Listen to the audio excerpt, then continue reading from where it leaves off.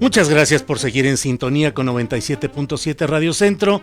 Ya estamos aquí en la famosa mesa de los miércoles, donde tenemos siempre el gusto de contar con opiniones de periodistas que, si no se la saben, cuando menos ponen cara y voz de que sí se la saben a fondo todo lo que está pasando. Bienvenido Alejandro Páez Varela, director del portal Sin Embargo. Alejandro, bienvenido. Encantado, muchas gracias. Gracias. Álvaro Delgado, reportero de Proceso, escritor, columnista. Buenas tardes, bienvenido. Muchas gracias. Buenas tardes. Gracias. Miguel Vadillo, director de la revista Contralínea. Bienvenido. Buenas tardes. ¿Con qué empezamos, señores? A ver, porque francamente los veo muy serios, son ustedes muy solemnes, muy formales, unos caballeros de la información, pero pues no sé, hay muchos temas. Broso, la discusión, Broso, el payaso tenebroso y toda la discusión que implica esto, ¿cómo la ven, señores periodistas? El que quiera empezar y como quiera entrarle. A Álvaro se le están quemando las habas. ¿De veras? A ver, ¿están censurando a Broso? Yo creo que sí, es parte de todo un proceso en el cual se trata de condicionar su expresión, ¿Quién? digamos. Pues tú dilo en todo caso. Es que ese es en este tema de la semana tan intenso sobre un linchamiento, entre comillas, o un intento de censura, entre comillas, que alega Víctor Trujillo en su personaje de Broso. Pienso que lo primero que hay que definir es si efectivamente hay un intento de censurar a Broso, a Víctor Trujillo, y si es así, hay que identificar a los censores. Hay un linchamiento, es la otra expresión que yo escucho en Trujillo y en algunos de sus colaboradores, como Fernando Coca, a quien conozco también. Entonces hay que ver si efectivamente hay un linchamiento. Hay una efervescencia que tiene que ver con un estado emocional, de ánimo, todavía como consecuencia de lo que ocurrió en la elección del año pasado, y que tiene que ver también sin duda con lo que de manera cotidiana, diaria, hace el presidente López Obrador con sus críticos. Yo creo que también, yo no veo, y con esto quiero asumir una posición al respecto, censura porque no identifico al censor. Creo que en el caso de Víctor Trujillo, en su personaje de Broso, está haciendo lo que efectivamente de manera cotidiana ha hecho por muchos años, una crítica implacable a quien él considera que deba criticarse, en el ejercicio de lo que la Constitución consagra en este país, no un poder cualquiera que éste sea. Hay un linchamiento, creo que hay una respuesta a una acción en este caso Broso, que está, desde mi punto de vista, asumiendo las consecuencias de una expresión que hizo en su espacio, en el ejercicio de su libertad. Yo ni siquiera veo linchamiento, yo veo expresiones de repudio a una expresión de alguien, expresiones que uno como periodista sabe que ocurren cuando uno informa u opina sobre algo que puede ser polémico. Entonces, yo creo que cualquier persona que tiene al frente un micrófono, como en este caso nosotros, o que tiene un espacio para escribir, como yo tengo en la revista Proceso y en el Heraldo de México, pues debe estar consciente de que si escribe algo, en particular si insulta, como creo que insultó Broso, pues va a tener una respuesta, le guste o no. Y hay un tercer elemento, no me quiero explayar mucho, particularmente en redes sociales y específicamente en Twitter, de bloquear a los que están expresando una opinión adversa. Igual, si Twitter nos coloca a todos a nivel de cancha, y hay territorio comanche, particularmente de los anónimos y de los que llegan solamente a insultar, pero eso es parte también de la característica de la red, y ponerse a bloquear me parece que es rehuir a la responsabilidad que también tiene uno como comunicador. Señores, el que quiera, Miguel, Alejandro, quien quiera. No, mira, yo lo que sé con toda certeza es que Broso se ha expresado así siempre, toda su vida. Él es eso, ¿no? O sea, es parte pues del personaje Broso, expresarse así. Lo hizo con Peña y fue brutal. Yo siempre dije, wow, o sea, el maltrato que tenía con Peña era bárbaro. Que coincidió con su salida de Televisa, ¿no? Claro, que hay coincidencia, sí, pues. Y le subió de tono también a la salida de Televisa. Yo también creo que las redes son muy particulares. No es un lenguaje, es un lenguaje de ida y vuelta. Entonces, si tú estás en la televisión, te expresas de esa manera, eres un cabroncito en el uso del lenguaje, entonces, pues, de todas maneras no tienes un feedback cuando estás en la televisión. Pero si estás en las redes sociales y es, digamos, tu cancha natural, cuando estás en un programa medianamente alternativo, que tienes un canal medianamente alternativo, pues yo lo resumo en esto: el que se lleva se aguanta, porque las redes son así. Y linchamiento o censura, a ver, linchamiento, de alguna manera todos lo padecemos porque la red está muy brava. O sea, la red es muy canija. Si te vas a asustar y te vas a poner a responder en la misma red, lo único que vas a hacer es echar más gasolina. Censura, no lo veo tampoco. O sea, más bien estás en el juego de la red, quieres someterte al juego de la red, bueno, ahí están las consecuencias del juego en la red. Miguel. Sí, yo creo que si él tiene el micrófono, como lo ha tenido por mucho tiempo, en un lugar, en otra empresa, y ahora él dice lo que él piensa y lo que él quiere en el tono como lo hace, pues la respuesta es del mismo tamaño. Más allá, me parece que censura no hay, porque la empresa para la cual trabaja, o su propia empresa, pues le permite expresarse como él decide. Coincido con lo que han dicho acá. A mí lo que me llama la atención, más bien, es lo que dijo Broso, con relación a si están filtrando las preguntas que le tienen que hacer las personas que asisten a las conferencias de prensa al presidente.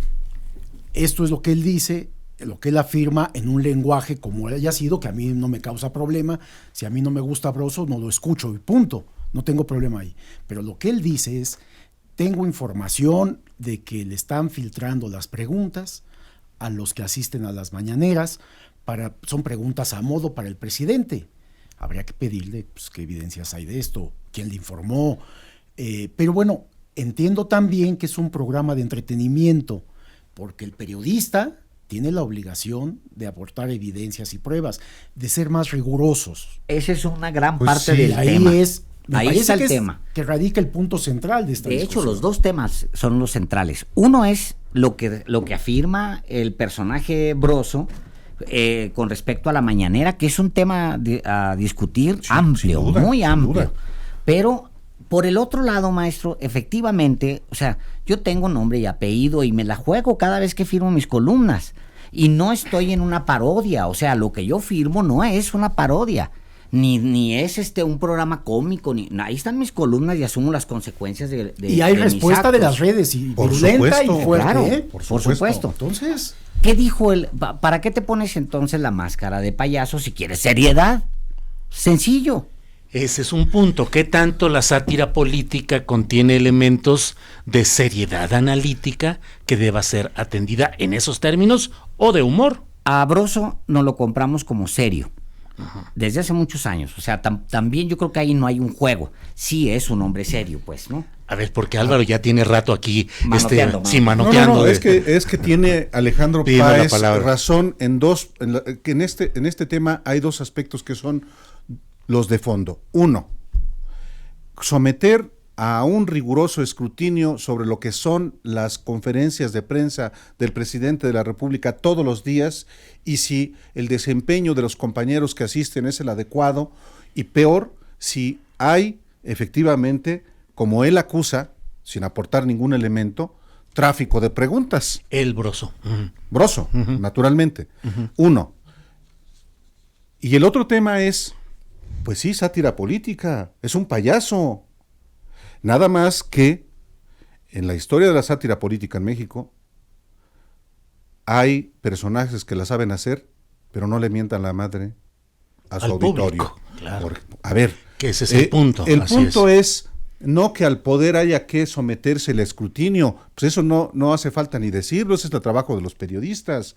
No, el punto es, si tú frente a un micrófono vas a mentarle la madre a tu auditorio y esperar a que te aplaudan. Solamente hay un caso en México que yo recuerde de alguien que le mienta la madre a su auditorio y le aplauden. Se llama Alejandro Lora. Pero es como parte de un proceso de comunicación entre un artista y sus seguidores. Y la banda. Pero Palillo, para muchos del auditorio quizá no lo recuerden, pero Palillo hacía sátira política y criticaba duramente desde la carpa a los políticos. Muy bien. Nunca, sin embargo, le faltó al respeto a su auditorio. Cantinflas, el gran mimo, es otro personaje que hacía una crítica de otro tipo, pero que tampoco le faltó jamás el respeto a su auditorio. Aquí yo sí advierto desde que lo escuché a Broso que no estaba defendiendo solamente su derecho a someter a escrutinio y a criticar inclusive a los compañeros que asisten a la conferencia de prensa, y tampoco estaba se ha puesto en entredicho su derecho a criticar al presidente o a quien sea, sino la manera en la que está refiriéndose a los seguidores, a ciudadanos mexicanos que con razón o sin ella tienen una posición de respaldo al presidente de la República. Los está llamando no solamente ignorantes, sino que compran porquería. Eso es una falta de respeto y de eso naturalmente va a concitar una reacción. Hay muchas llamadas, muchos comentarios en las redes, como es normal. Nos envía saludos Mariana Hernández Luna desde Torreón, donde dice que nos escuchan en el 1270 de AM, en el fonógrafo, en Torreón, Coahuila y La Laguna. Pero pues hay de todo. Quienes dicen, si así se lleva Broso, pues que se aguante. Aparte habla de montaje en las mañaneras, todo porque las mañaneras le tumbaron el rating. Eso dice Roana Buenaventura. Alcaraz Esperanza dice, por eso esta mesa de análisis es mi favorita, pura gente inteligente, imparcial, seria y decente. ¿Quién Órale. dijo eso? Alcaraz Esperanza, muy de acuerdo con ellos en su opinión sobre el lamentable fenómeno Broso. Sofía dice, bienvenida a la mesa de análisis de los tres grandes. Álvaro Páez Varela, Vadillo, bien la entrada del me nombran, pero bien la entrada del programa, sin ambajes, sin contemplaciones y sin apapachos. Broso, exactamente bien contestado. Como ya no hay Chayo, la jauría se puso rabiosa. En fin, pues hay de todo esto. Ahí está la respuesta. Por ejemplo, ya hasta se alegraron, compañeros. Ahora que hablan de montaje, pues no puedo olvidar el montaje en el cual participa Broso en un momento estelar de Televisa para golpear a Bejarano. No era para golpear a Bejarano, era para golpear a López Obrador y que hasta la fecha a Bejarano. Oye, revisándolo, porque tú sabes, toda la semana estuvo ese es el corazón, digamos, más polémico del asunto, el tema Bejarano. Yo volví a verlo porque ya hay un momento que es terrible en donde le da un trato a Bejarano de basura. Mira, no nos hagamos locos. Bejarano es quien es. O sea, es un tipo corrupto. Y sigue siendo. Es un tipo corrupto. Y pagó ante la sociedad en la prisión por ello. O sea, estuvo ahí. Y sigue siendo ese personaje debajo de las faldas. Y bueno, pero cuando yo veo ese programa otra vez, no hay escrúpulo en el programa. Es Broso con una ira, madreando a Bejarano. ¿Se lo merece o no se merece Bejarano? No, bueno, se merece por corrupto, pero fue un montaje. Es donde tú te preguntas el rol que tiene el payaso, el rol público que tiene este payaso, ¿no? Que en algún momento se ostenta como periodista, en otro momento no es un payaso, o sea, es un analista, y en otro momento es un personaje que incluso ha ayudado a la transición. Incluso, porque no vamos a ignorar lo que Broso ha significado en este país durante todos estos años. O sea, es lo que es. Pero el capítulo de Bejarano en la vida de Broso es un gran capítulo. Pues El silencio se hizo. sí, yo creo que podemos pasar a otro tema, ¿no? O sea, Broso, qué interesante, pero bueno, Broso es lo que es, habló y tuvo respuesta de redes sociales. Ahora, yo no veo la censura. Ahora, yo lo que planteo es, hay formas de presión que tratan de condicionar el ejercicio del periodismo y del análisis a través de las redes sociales. A ver, yo soy un cotidiano usuario de Twitter, opino e informo lo que considero que debo opinar e informar, y asumo las consecuencias que eso implica. Pero yo creo que hay que ubicar bien el asunto de Broso. Yo creo que el tema de Broso no es por Broso en sí mismo, sino que es parte de un proceso de reacomodo, en efecto, de medios de comunicación, personajes de los medios de comunicación, y con el nuevo poder político. Y hablo de poder político no solamente del Ejecutivo, del Presidente de la República, sino del resto de los poderes. Y de los poderes mediáticos mismos. El problema, una de las características del proceso de transición que estamos viviendo todavía en México, es que se ha poblado también los medios, muchas veces de humoristas. Y esos humoristas, que muchas veces tienen un lenguaje muy atractivo porque es muy irreverente, estilo Broso, tienen impacto, pero no son periodistas.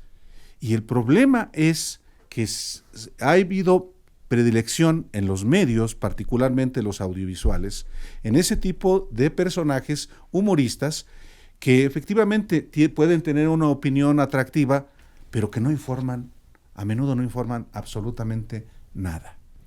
Pienso en el tal Chumel Torres o Cayo de Hacha, que son personajes que solamente emiten opiniones. Y los youtuberos mexicanos no hacen periodismo en sentido estricto, no presentan información. A menudo, casi en general, se la pasan emitiendo opiniones, muchas veces en un tono muy subido, y eso les repercute efectivamente en seguidores. Y entonces, cuando un sector de la sociedad los escucha y dice, es que todos son periodistas, todos son iguales, no son objetivos, no son imparciales. Pues no, porque no son periodistas, son opinadores de ocasión muchas veces, o sencillamente con un objetivo de monetizar mejor sus videos, como es el caso de este señor Chumel Torres o Cayo de Hacha, pero no son periodistas. Este es parte del fenómeno, de la misma manera que Broso tampoco es periodista, es un personaje muy relevante en el cuadrante informativo del país, pero se dedica estrictamente a dar opiniones. Quizá la única ocasión en que dio información fue en la difusión de los videos de Bejarano. Desgraciadamente, mi estimado Álvaro, hay algunos periodistas que se confunden con estos personajes por el papel que juegan en el micrófono, ¿eh? Y es una desgracia, man. Es una desgracia, ¿sí? Que se convierten en periodistas serviles a grupos de poder político y económico para golpear a otros personajes de la política o del sector privado. Siempre lo ha habido. Entonces, estos se confunden con estos personajes y la sociedad no tiene por qué entender qué es el periodismo y la rigurosidad del periodismo. Esos son las redes sociales. Quien se mete a este juego, que aguante, vara, ¿no? Y no que esté quejándose Broso. Ay, es que me están censurando. No, aquí no hay censura, Broso. Es un tema abierto, es una área abierta que no está regulada. Tú te metes ahí, pues ahí tienes la respuesta. Ahora, ¿no? te diría esto, maestro. Broso le diría esto a la sociedad. Broso no es su enemigo. Su enemigo está en muchísimos otros periodistas, entre comillas, que están por ahí, que han vivido del erario durante décadas, que han cobrado, que han agarrado esta profesión y la han prostituido. Esos sí son los enemigos de la sociedad. Pero yo no veo a Broso como un enemigo de la sociedad. Digo, para también posicionarlo. Viendo cómo están. Es que es un personaje polémico. Se agüitó porque le echaron bronca en las redes sociales por sus comentarios contra la gente. Bueno, aguántese, hombre. Digo, nosotros nos hemos aguantado que ande pintado y traiga una nariz ahí, pero pues bueno, así es esto. Que se aguante, él está en un juego de ida y vuelta ahora, tiene que entenderlo. Pero sí lo dejaría muy claro, no veo a Broso como un enemigo para la sociedad, pero sí veo a un grupo de periodistas que han vivido del erario, que han cobrado, que han saqueado, que es más peligroso. Y que son realmente eso los peligrosos. Eso es lo que dices, que es el auténtico... Bueno, yo creo que a nadie, menos a los que nos hemos dedicado a esto, nos pasa desapercibido que somos parte de un gremio profundamente corrupto. Sin duda. Claro. Y de pronto la reacción que hay de la gente, que claro, agarra parejo. No viene de la nada. No es de la nada, bien tiene que ver con eso. Pero por eso decía, no es tanto Broso en sí mismo el tema. El tema es efectivamente la circunstancia en la que estamos en los medios de comunicación, que sí creo que hay una redefinición, y parte de la redefinición tiene que ver con discutirlo. Parte de resolver el problema de la corrupción en el país, en el medio periodístico, tiene que ver con discutirlo, con asumirlo y con tratar de transformarlo. Hay muchas opiniones. Rosy M24 dice: Broso, te ayudaría mucho escuchar en este momento el programa de Julio Astillero. Seguro dejarías de hacerte la víctima. Ahora resulta, así se llama, dice: el que yo no quiera escuchar a alguien que disfrazado de payaso ofende, desacredita, miente y es insoportablemente misógino. Pleroma Ediciones dice: ¿recuerdas el Premio Nacional de Periodismo a Esteban Arce? Ahí se tocó fondo. Andrés Ramírez dice: se sintió Broso intocable por la perrada y el tiro le salió por la culata. Sin el personaje le faltan para decir lo que piensa. Como esto vienen muchos comentarios. Excelente Álvaro Delgado en la mesa astillada con Julio Astillero. El tal Broso no es periodista, es un golpeador del sistema y que recibió chayo al trabajar para Televisa. Bueno, como esos todos los comentarios, porque efectivamente, qué bueno que haya una discusión, sí, y qué bueno que estemos analizando todos estos. Hasta el premio, ahorita que mencionan el Premio Nacional de Periodismo a Esteban Arce. A ver, hay un tráfico de premios nacionales de que periodismo debería de revisarse. Ojalá y nos escuche Jesús Ramírez Cuevas.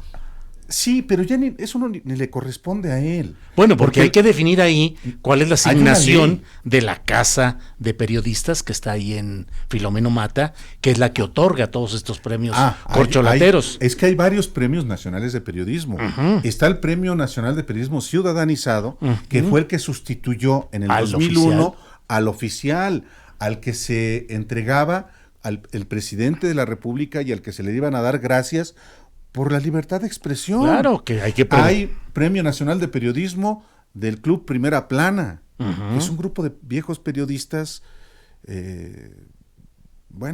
Sí, hay otro Premio Nacional de Periodismo del Club de Periodistas. Los malvados le decían Club Primero Lana. La Lana. Club Primero La Lana. No, sí. O sea, esto también los hasta malvados. Eso. Y hasta donde entiendo el Premio Nacional de Periodismo, este muchacho Esteban Arce, muy devoto por ciento él, sí, es de esos grupitos, no del Premio Nacional de Periodismo Ciudadanizado, que se supone que es el premio que otorgan los periodistas organizados y en universidades a colegas que hacen un trabajo realmente periodístico. Ese es el premio rescatable y defendible, si es que aceptamos que el periodismo deba merecer un premio especial, porque entonces también tendría que haber un premio nacional de bomberos y un premio nacional pues de... que lo haya, pero mira, en el mundo yo creo que los ejemplos es que un premio incentiva. O sea, sí, para quien cree en el premio, por ejemplo, yo en lo personal nunca he aplicado en mi vida, no me interesa. ¿En qué? ¿Para qué? ¿Por qué? O sea, no, ni me interesa, ni lo voy a hacer. Pero hay gente que sí lo ve como un incentivo importante. Y yo mismo lo veo como un incentivo importante. A ver, pongo el premio de premios en nuestro oficio, que es el Pulitzer. Hay, en torno al Pulitzer, hay no solamente criterios periodísticos, pero hay toda una filosofía de por qué premiar, por qué entregar, quién debe ser premiado y quién no. Y aún el Pulitzer se ha entregado equivocadamente a historias falsas. Claro, Claro, pero claro. se ha Lleno de historias falsas. Así pero es. se ha recogido cuando se entera el comité que era una historia falsa. No estoy en contra de los premios, yo no participo ni me interesan. Pero puede alguien, aunque tú no quieras, postularte Proponerte, y sí. ganarte. Y si lo ganas, ¿lo rechazas? Siendo que es un premio No, no del no. gobierno. No creo. Bueno, a mí O sea, me pasó. Sí, yo no lo creo que lo rechazaré. Pues te digo, tampoco es tan importante ganárselo, no ganárselo, lo que No sea. deberían de ser premios. Al final- Esto debe de llamárseles reconocimientos. Pues sí. Premio le das un al perro reconocimiento. cuando se levanta, se acuesta y va y viene con la cadena. Son reconocimientos de colegas periodistas. que es lo- Croqueta Nacional de Periodismo. Croqueta Nacional de Periodismo. Órale. No, yo creo que sí hubo un avance en ese sentido, ¿eh? A ver, yo sí creo que hubo un avance en el sentido de Sí, que al el cambiar. gobierno no debe entregar a los periodistas ningún tipo de premio, ni Claro. porque finalmente el premio es el auditorio, los lectores, la gente que nos tiene confianza. Pero sí es un avance el hecho de que se haya terminado el besamanos del 7 de junio, que todavía muchos festejan el 7 de junio como Día de la Libertad de Expresión, y sobre todo en los gobiernos de los estados prevalece todavía ese vicio. En los estados eso está muy arraigado y tiene que ver con la corrupción en el gremio periodístico y en esa perversa relación que sigue existiendo entre poder político y medios de comunicación y periodistas. No existe ¿Sigue aquí, es en existiendo, todo el mundo, dices? ¿eh? Por A supuesto este que sí. momento. No, hombre, pues mira, si lo que estamos viendo en buena parte de colegas de medios, esta crítica feroz a López Obrador, a ciertos funcionarios del gobierno de López Obrador, tiene que ver con los de los 4.711 millones de pesos presupuestados para este año en materia de publicidad oficial. Tiene que ver con eso. Ahora, en sí misma la publicidad oficial ¿es chayo? No, no lo es. Eso también es importante que la sociedad entienda que el gobierno tiene la responsabilidad, el deber de informar a la sociedad sobre asuntos que le conciernen. Por ejemplo, campañas como por ejemplo ante una contingencia ambiental como esta. Eso no es informar sobre lo que está ocurriendo con el medio ambiente en medios de comunicación, pagados inclusive, no es chayo. Es parte de una responsabilidad, de un deber del gobierno. De la misma manera que hay, por ejemplo, campañas de salud, de vacunación, bueno, para que la gente se entere en los lugares recónditos, Claro. se contrata a las estaciones que tienen mayor cobertura. ¿Eso es chayo? No lo es. No solo es eso, Álvaro. El dinero es dinero público para empezar, no es dinero del gobierno, No, es no, dinero es de dinero- los mexicanos. así es. Y los mexicanos necesitan estar informados. Entonces, sostener medios independientes que hagan investigación periodística sobre lo que está mal en una sociedad tiene un costo. Para que estos medios independientes puedan subsistir, el público, la sociedad, aporta de sus impuestos dinero para financiar esos medios y que le estén informando. Claro. Otra cosa es la Haya o no propaganda. campañas. Claro. Sí. Estamos hablando de la información, lo que realmente... Entonces, sostener a medios con esta naturaleza que no dependen del gobierno es muy importante. Claro. Y es ahí donde el Congreso determina un gasto X, como este de 4.700 millones, para publicidad. Ya que lo haga discrecionalmente el gobierno, ya ese es otro boleto en el que también habrá Lo que haga discutirlo, ¿no? o lo destine a la propaganda, que es otra Nuestro compañero columnista económico Alberto Barranco Chavarría, columnista en el Universal, Gran respetado cronista. y respetable, Grande, sí, grande, cronista, gran cronista. que estuvo también aquí en estos mismos micrófonos de Radio Centro, ha hecho una frase que a mí me encanta. Hoy la puso y dice: muerto el chayo, empezó la rabia. Es bueno. Porque pues sí, muerto el chayo, empezó la rabia. Y estamos viendo la rabia de muchos de ellos que estuvieron acostumbrados Y históricamente. peor que se va a poner, Julio, ¿eh? Peor. Cuando empiecen a distribuir esos 4.700 millones, A veces. yo creo que va a ser esto.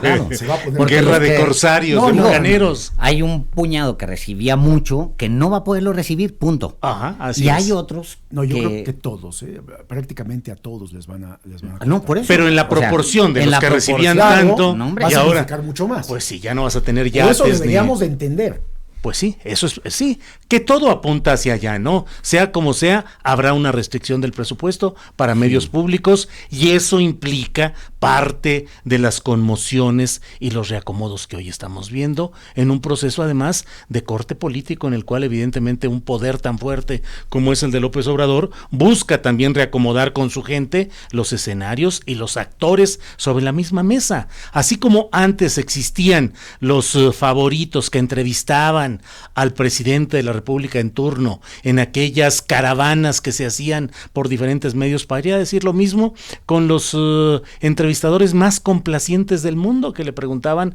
al presidente lo que el jefe de prensa le había instruido a ese entrevistador que tenía que preguntarle, y algún detallito para cada uno para que se sintieran diferente, algún detalle personal o anecdótico, pero en general era lo mismo calcado de programa de televisión y de radio en uno y en otro, y en medios de prensa tradicional.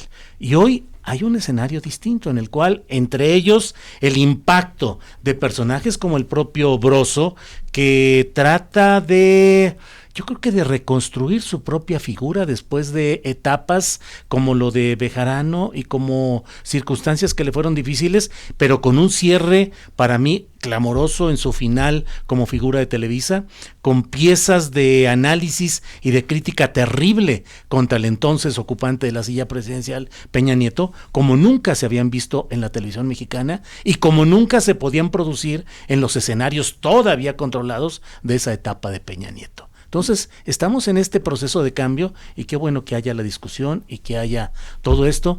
Así es que nos quedan muchos asuntos. Está, pues, las marchas magisteriales, la contingencia ambiental y la rapidez o no de las autoridades para enfrentarlas, la confirmación de que hay retraso en la impresión de los libros de texto gratuito, que lo reconoció hoy el presidente López Obrador, con la oferta de que de todos modos van a estar los libros, en fin, de todo.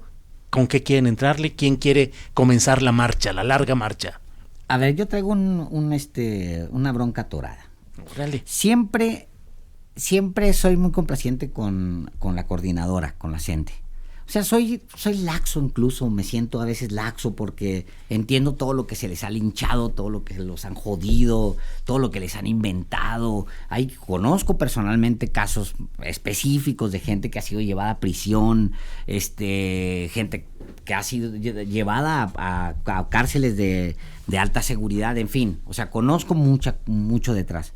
Pero con mucha honestidad, en medio de una contingencia como esta, organizarse una marcha y no atender el llamado de no caminar por la capital mexicana me parece una fregadera, por decirlo bajito. O sea, tendrían que haber sido un poco solidarios, por un lado, y luego para entrarle a la parte educativa propiamente, también me parece, miren, si un presidente va a tener una afiliación cercana a lo que ellos piensan es López Obrador. O sea, si con alguien van a poderse sentar y dialogar es con Andrés Manuel López Obrador. Yo no creo que vaya a haber otro presidente más cercano, más afín en términos ideológicos que López Obrador. Por eso también creo que es una falta de generosidad muy, muy canija que todavía en este momento estén pensando en marchar y en organizarse para aventar huevos o lo que sea, cuando tienen la posibilidad perfecta de sentarse junto a el único que va a ser afín a ellos, de verdad, en décadas, que es Andrés Manuel López Obrador. A ver, yo creo que ellos deben de seguir en su lucha, me parece, Alejandro. Sí, pero los métodos, maestro. Y luego hablas de que si la marcha, como si ellos fueran responsables de la contaminación. Ellos traen pero la conocen. Traen una agenda política. Los responsables de combatir este problema es el gobierno capitalino. Pero ¿por qué el gobierno federal, inclusive yo lo involucraría también, a la autoridad. Ellos traen una agenda que ya hicieron venir a todos a estos trabajadores de varios puntos del país. Hay un montón de cosas que hacer, menos joderle las calles Están peleando puntos al centrales capitalino. para ellos. Es legítima su lucha, me parece, ¿no? Entonces, yo ahí sí te diría prudente para descalificarlos. No elimino la legitimidad de la lucha, o sea, al contrario. Pero sí creo que como los dos temas están pegados, me parece que la autoridad está muy pasiva ante lo que está sucediendo. Que es otro tema. La pobre de Claudia Sheinbaum no sabe qué hacer, ¿no? Entonces, me extraña, pues, esta persona que se veía que es una científica. Científica. Entonces, ¿qué está pasando ahí? falta tomar decisiones, está esperando a que alguien resuelva. Es ella la que tiene que resolver. Que pare todo el primer cuadro de la ciudad, que no circule nada por ahí, que detener más vehículos, que le diga, no circulan vehículos, que no sean los públicos. O sea, tomar medidas drásticas ante un problema, que ya hay gente con síntomas de salud, con problemas reales. Entonces, es un problema de ellos. Decir que la gente trae una agenda, y llamar a la que no tenían que haber marchado porque hay contingencia, yo no los culpo a ellos. Álvaro. No es nuevo que movilizaciones de carácter gremial, sindical, político, conciten lógicamente irritación en quienes se ven afectados, no es por el tráfico, en la Ciudad de México o en cualquier lugar del país y del mundo. Yo no recuerdo que un presidente de la República en México le haya ofrecido, no solamente al magisterio en general, sino específicamente a la Coordinadora Nacional de Trabajadores de la Educación, una reunión personalísima en Palacio Nacional, como se las está ofreciendo López Obrador para el próximo lunes. Aunque a toro pasado, ya con la reforma constitucional hecha. Sí, pero hubo una comunicación, hasta donde yo sé, permanente con la coordinadora. Un madruguete, llamémosle, Álvaro. Yo estoy dando de hechos. A mí me parece que, en efecto, yo no recuerdo, para no hablar antes de Salinas, desde Salinas para acá, a un presidente de la República que, aunque sea toro pasado, con una reforma de la reforma que el candidato López Obrador prometió que iba a derogar, les diga vamos a reunirnos. De cualquier modo, la reforma está hecha, entonces ¿para qué sentido tendría reunirse con ellos? Enrique Dussel dice, es el mismo perro pero con distinta correa.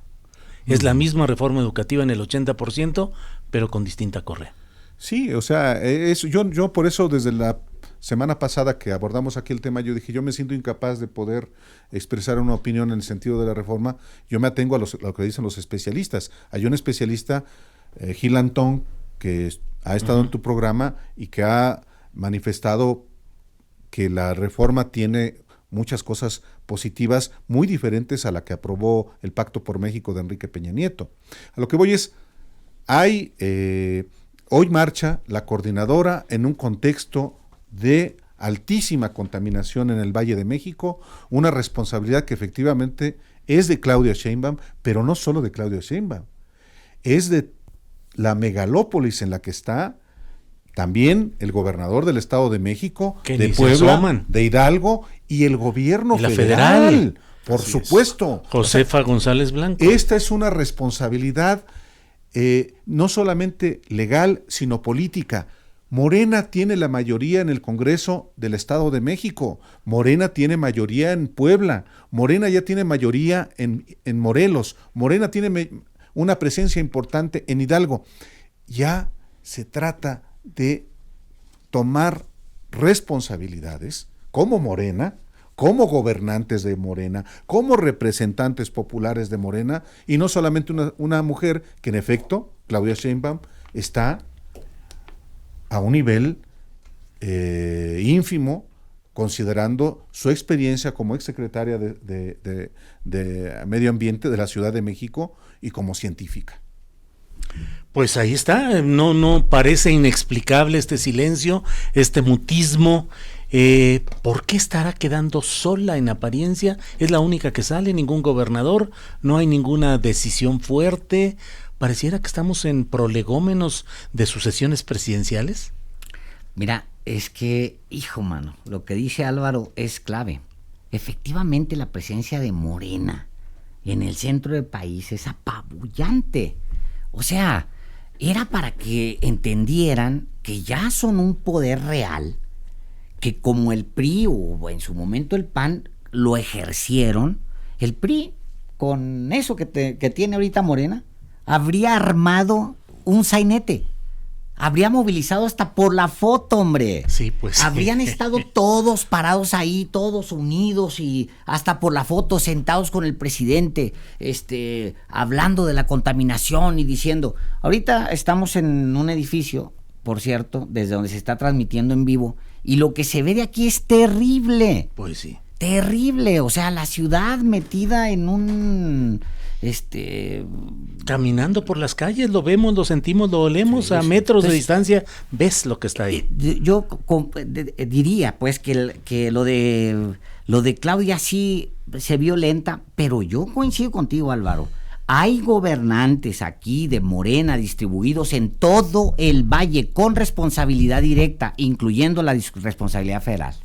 No solamente es la presidencia de la República, el gobierno federal, es el gobierno de la Ciudad de México, es el gobierno de Morelos, que ya lo tiene, que no es militante de Morena, pero está involucrado. Es el Congreso Federal, son los congresos locales, son los municipios del Valle. Morena gobierna Ecatepec, Naucalpan, Tlalnepantla, Atizapán. ¿Dónde están esos alcaldes? Huixquilucan es gobernado por el PAN y ya anda más movido. Enrique Vargas. Pero ni los alcaldes, nadie, el Congreso de la Ciudad de México muerto. La Cámara de Diputados Federal y el Senado, ni una sola palabra. Estamos en una situación de emergencia y el que debería poner el ejemplo de responsabilidad ambiental es el gobierno federal, el Congreso, los 3 niveles de gobierno en el Valle de México. Y concretamente, Álvaro, el presidente de la República. O sea, si el presidente convoca una reunión a todos estos personajes, debería haberla convocado, claro. Y los presenta en su es más, no me hagas una mañanera un día. ¿Qué te parece? Mejor atiéndeme el asunto de la contaminación en el Valle de México. Es jefe de Estado. ¿Para qué quieres una mañanera si no atiendes lo fundamental? Claro, que ahí es parte de la discusión de fondo respecto al tiempo que se dedica a informar y no todo el tiempo para organizar este tipo de cosas. Hoy dice, en mi gobierno, en el gobierno de la Ciudad de México solamente hubo contingencia un día. Oye, estamos hablando de hace ya 15 años. No, ahorita lo que se requiere es atender lo que está en curso, y lo que está en curso es absolutamente aberrante. Sí, pareciera increíble que en estos momentos tan difíciles haya ese pasmo, el pasmo institucional y el pasmo político, de gente que suele tener tanto resorte para responder con inmediatez, con fuerza a todo este tipo de contingencias. Y como dices, Julio, la están dejando sola, precisamente un problema grave de salud pública general en la capital del país, pues nadie alza la voz, ¿no? Bueno, que Claudia resuelva, también es muy cómodo. La secretaria federal de ¿dónde está? ¿Cuántas conferencias ha dado? ¿Dónde ha aparecido? Estuvo un subsecretario federal del Medio Ambiente, no estuvo ella porque estaba en otra reunión. Y la comisión, pero el asunto, la CAME, acéfala. Pues claro, y con la mitad de la gente funcionando y sin dinero para los que combaten los incendios. Por eso, a ver, este tema lo puso Margarita Zavala y lo potenció Felipe Calderón. Es que le recortaron a la mitad el presupuesto a la Comisión Nacional Forestal. 1,200 millones. No me importa a mí si es Felipe Calderón o es Margarita Zavala. Claro. El dato es el relevante. Y es cierto, así es. Y así estamos, con muchos datos. Ya no tuvimos hoy tiempo, pero por ejemplo en una entrevista hoy en La Jornada, la secretaria de Energía, Rocío Nale, dice que en realidad Pemex no va a construir, solo va a coordinar la refinería de Dos Bocas. Nunca dijimos que no había empresas nacionales con capacidad para construir la refinería, afirma en la entrevista, y los autores de la nota, Roberto González Amador e Israel Rodríguez, dicen, aun cuando hay registros en sentido contrario, porque claro, pero que lo dijo. Y ahora van a ser gerentes de proyecto nada más. No le muevan, déjenlos que avancen en eso. Está muy bien que se metan empresas porque Pemex no puede hacerla. Bueno, pero recuerda que en su momento el presidente López Obrador invocó hasta 1938 y dijo vamos a recuperar y el pueblo se va a volcar y la capacidad de los técnicos y todo. Y ahora nos dice la Secretaría de Energía que no, que solamente va a ser una especie de gerencia de producción. porque pues no hay mayor cosa, y claro, hay ataques a estas políticas, bla bla bla. Pues son parte de una discusión que tenemos que mantener con ese criterio de analizar, de discutir, y bueno, pues no dejarnos llevar tampoco ni por las declaraciones, ni los boletines, ni las buenas intenciones de los políticos. Yo quiero que se haga la refinería no por un asunto solamente económico y financiero, sino por un asunto de seguridad nacional. Totalmente de acuerdo, totalmente de acuerdo. Pero la forma de hacerlo, la forma, o sea, no sé, yo lo sentí, hijo, cuando oí el anuncio del presidente esa mañana, me asustó, dije, híjole, no puede ser eso, no puede ser, o sea, además se avientan el show de decir que en 8,000 millones y en menos tiempo que los expertos, o sea, esas empresas que estaban convocadas ahí son, no están ahí porque sí, son los expertos del planeta haciendo refinerías modernas, no refinerías de hace 40 años, 30 años, ¿no? Entonces, y luego el llamado, a ver, todos los abuelitos que ya están jubilados, vénganse porque vamos a hacer una refinería. Si no, son enchiladas. Honestamente, la entrevista me gusta por el sentido contrario. Qué bueno que vayan a empezar a involucrar empresas especializadas en el tema. Pero ¿por qué no recurrieron a las que originalmente estaban convocadas y que habían dicho que eran de lo mejor? Para poder decirles que no. Pero el fondo del asunto es que dinero público se va a utilizar para algo que se tuvo que haber hecho desde hace 40 años, 30 años. Bueno, simplemente eso es lo relevante, ¿no? Simplemente totalmente. Y que sea coordinado por la Secretaria de Energía y por más personas. Está bien, o sea, el dinero que se está ahorrando se va a hacer en algo productivo, para hacer la cadena y que no se esté importando tanto combustible, que es una sangría brutal para las finanzas públicas. Hace 11 años, hace 10 años, Calderón dijo que iba a construir una... Eso sí me espanta, como dice Alejandro Paz. Bueno, eso sí nos debe de espantar y preocupar. No esto que digan que van a construir ellos la refinería. De hecho, no me espanta. A mí hasta me da gusto que sean ingenieros mexicanos, de hecho, empresas mexicanas las que compraron terreno, hombre. Pues ¿para qué nos hacemos locos? Claro, era compraron terreno y dejaron todo a medias. No van a hacer su refinería. Nomás que porque ahora es López Obrador, no quieren que la haga. A ver, y no solamente, y ojo, no solamente es el terreno que se compró en Hidalgo, que está parcialmente bardeado. No, se compró un terreno gigantesco en Guanajuato. Así es. En un hoyo de corrupción, claro, en el que está involucrado el exgobernador Juan Manuel Oliva, que hoy es nada menos que el secretario de elecciones del Partido Acción Nacional. Totalmente, ahí estaba. Mis queridos señores periodistas, muchas gracias por esta oportunidad de analizar con tanta claridad, conocimiento, datos y pasión también, porque finalmente pues también tenemos derecho a la pasión como periodistas, ¿no? Si no, un periodista sin pasión es como una coca sin gas, ¿no? Sí, supone una flor sin aroma, decían antes, ¿no? Como una flor sin aroma. Pues muchas gracias por esta espléndida mesa de periodistas. Les agradezco la oportunidad de analizar pues los diferentes aspectos de lo que está en esta semana en juego. Nos veremos la próxima semana y por esta ocasión, gracias Alejandro Páez Varela. Encantado, muchas gracias. Muchas gracias, gracias Álvaro Delgado. Gracias, buenas tardes al auditorio también. Gracias Miguel Vadillo. Gracias a todos.